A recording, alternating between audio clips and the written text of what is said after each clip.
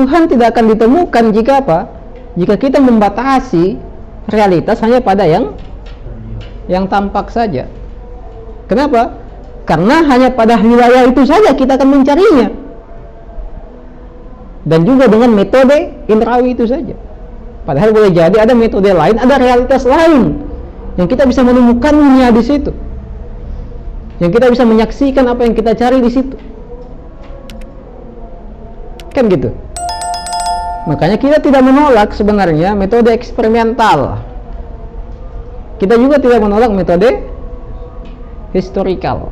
Yang kita tolak adalah ketika itu dijadikan sebagai satu-satunya metode dalam berpengetahuan, satu-satunya cara dalam mendapatkan pengetahuan.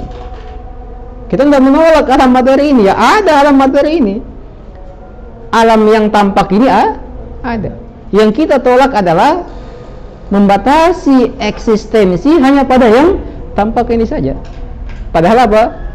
Padahal boleh jadi realitas di balik realitas yang tampak ini jauh lebih mempesona. Jauh lebih mempesona. Bukan sekali-kali itu healingnya itu ke alam malakut, ke alam jabarut, ke alam para malaikat, ke alam para jin, ke alam para iblis, ke alam para begitu.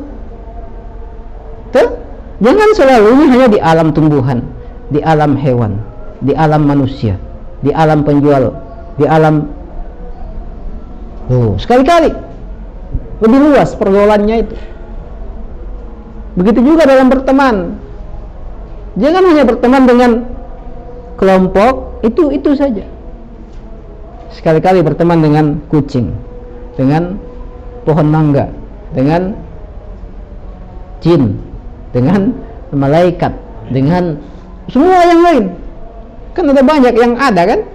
Ada banyak yang ada. Nah, berrelasilah dengan semua itu. Jangan batasi pergaulannya. Lalu ambil pelajaran. Karena bukan hanya perjalanan yang mesti dijadikan sebagai sarana untuk mendapatkan pengetahuan, tapi juga pertemanan. Mesti ada pengetahuan di situ. Sehingga semua gerak kita, aktivitas kita adalah dilingkupi oleh pengetahuan, pencerahan.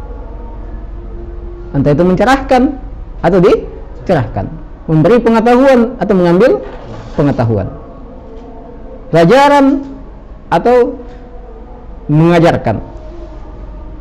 Itu manusia. Itu manusia.